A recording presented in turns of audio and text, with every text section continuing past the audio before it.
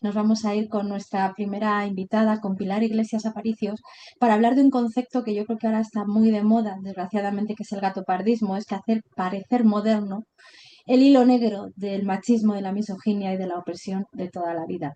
Pilar, yo creo que un poco de lo que nos vas a hablar precisamente es de eso, ¿no? De cómo se nos quiere envolver la mentira, la falacia y la opresión en algo como maravilloso y resultón, ¿no? Bienvenida, lo Sí, primero. efectivamente, Nuria, gracias.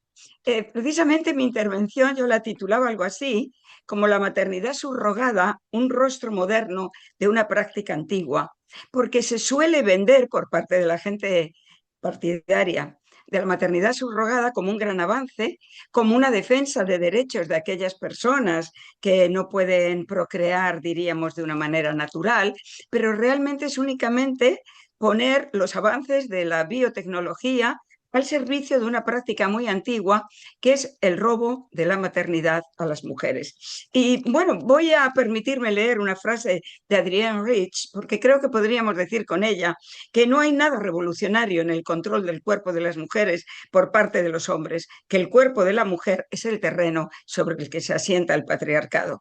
Si nos vamos, diríamos que a los fundamentos un poco culturalmente de la sociedad occidental, es decir, el mundo judeo-cristiano y el mundo greco-romano, nos encontramos ya en la Biblia, pues, en fin, la historia de Abraham, Sara y su esclava Agar, que va a ser embarazada por Abraham para producir un heredero que al fin y al cabo así va a poder satisfacer esa promesa que le había hecho Dios de una tierra prometida para su descendiente. Y quizás la parte todavía más cruel es como Agar y su hijo Ismael van a ser expulsados al desierto cuando Dios hace el milagro de que se quede embarazada la anciana Sara.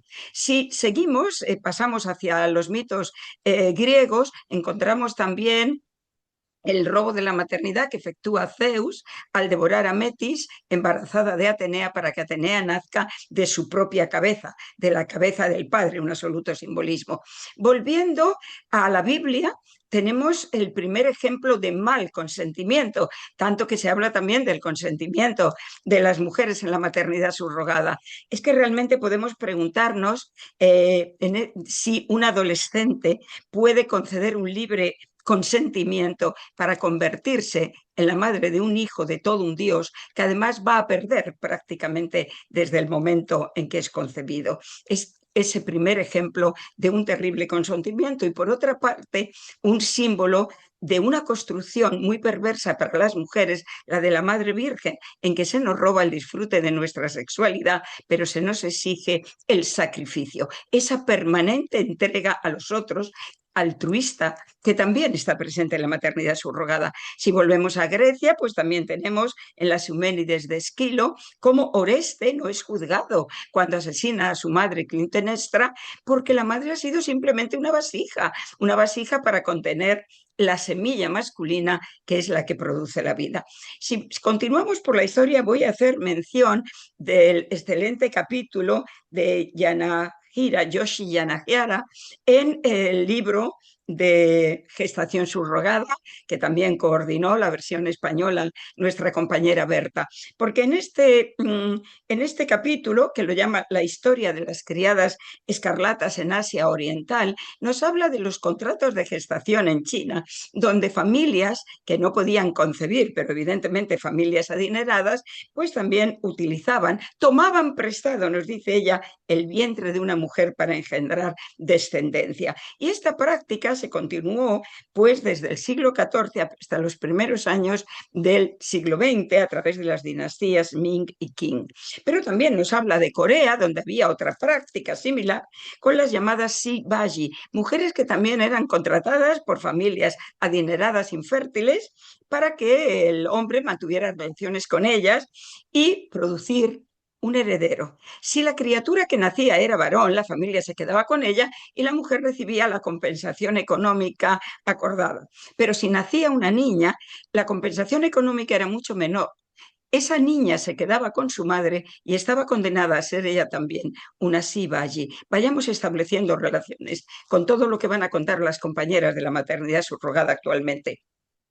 Podemos continuar a lo largo de la historia pensando en las violaciones de mujeres esclavas en las plantaciones, por ejemplo, para producir mano de obra mestiza, o las violaciones de mujeres de pueblos originarios en la colonización de América, tanto de América del Norte como de América Latina, o el robo de bebés, seguimos acercándonos al presente, a militantes torturadas y después asesinadas después del parto en el marco de las dictaduras del Cono Sur. Recordemos a las madres y abuelas de Plaza de Mayo, y ya nos venimos mucho más cerquita. Recordemos el robo de bebés en las cárceles franquistas, bajo el argumento del gen rojo, gen marxista, del psiquiatra Vallejo Nájera al servicio del régimen. Y continuando en España, pero también pensando en Irlanda, pensemos en el robo de bebés en instituciones de control, represión, castigo de las mujeres, como fueron las lavanderías de la Magdalena en Irlanda, o el Patronato de Protección a la Mujer de España, las casas de madres de bebés de Irlanda, instituciones similares también en otros países. Y en España podemos continuar con el robo de bebés en maternidades y hospitales públicos y privados desde los años 60 hasta los años 90. Y si miramos hacia otros países, ha habido también diferentes adopciones ilegales internacionales que no dejaban de ser ventas de bebés, y adopciones forzadas de criaturas nacidas de madres solteras. Y estoy hablando ahora mismo del siglo XX, hasta bien entrado, por ejemplo, en los años 70, en países como Bélgica, Nueva Zelanda, Canadá, Inglaterra. Y hablando de Inglaterra, del Reino Unido, podemos acordarnos también de las asociaciones pro vida que presionaban a las mujeres, por ejemplo, españolas, que en los años 70, al estar absolutamente prohibido el aborto, iban al Reino Unido a abortar, y que les ofrecían muchísimo apoyo durante el embarazo y el parto, siempre y cuando que entregaran a sus criaturas nada más parir. Esta denuncia del robo de la maternidad a lo largo de la historia aparece también en la literatura. Creo que en la mente de todas puede estar, por supuesto, El cuento de la criada, de Margaret Atwood, publicado en 1985, pero después mucho más conocido a través de la serie dirigida por Bruce Miller en 2017 y continuado con la obra Los Testamentos de 2019 de Margaret Atwood. Pero hay otros ejemplos que voy a mencionar muy rápidamente, como Fruta podrida, de la chilena Elina Meruane, de 2007, La granja, de la escritora filipina estadounidense Joan Ramos, de 2020, El parque de los perros, de la escritora finlandesa Sophie Oksanen, de 2016, o El cuerpo es quien recuerda, de la argentina Paula Puebla, de 2022. En todos estos casos aparecen unas constantes, y con esto termino. Vamos a ver en todos estos casos, por supuesto, un abuso de poder, porque encontramos dos grupos de personas. Unas personas que están por razones de tipo ideológico, político, religioso, económico, diríamos que en la sección de quienes mandan, de quienes ostentan el poder. Y otras, y por supuesto en este grupo estarían las personas que compran, cogen, arrebatan, quitan criaturas. Y en el otro grupo, en el grupo de las personas en situación más vulnerable, también por diferentes razones, de represión sexual, de motivos políticos, de motivos religiosos. En ese grupo de las personas más vulnerables van a estar aquellas mujeres cuyos hijos son arrebatados. Por tanto, en todos estos casos, a lo largo de siglos, estamos encontrando una explotación de la capacidad reproductiva de las mujeres. Estamos encontrando siempre que se dan todos los factores de la violencia ginecostétrica. Creo que otras compañeras se referirán a ello, pero creo que es súper importante que ahora que nos hemos hecho bastante más sensibles a poner nombre a esta violencia específica, tengamos en cuenta que siempre en estas prácticas, incluida la maternidad subrogada, existen todos los factores de violencia ginecostétrica. Son arrancamientos de bebés de sus madres biológicas, cosificación de las criaturas a lo largo de la historia. Nada nuevo en la maternidad subrogada. Gracias.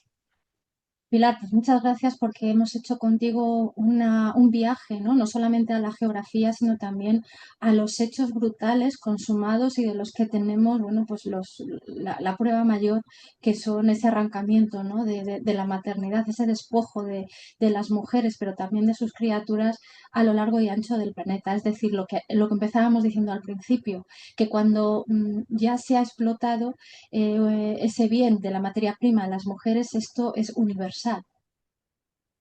Esto es tremendo. Este recorrido es tremendo.